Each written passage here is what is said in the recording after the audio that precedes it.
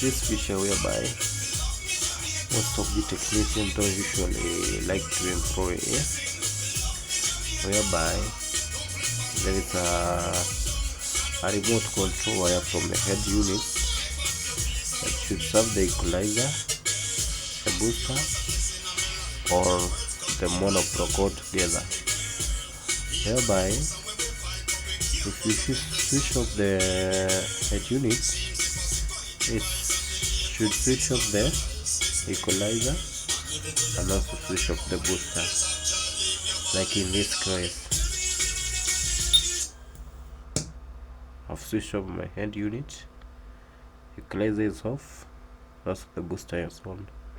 But if I select the source from my remote, it should switch on the equalizer, also the booster. There we go.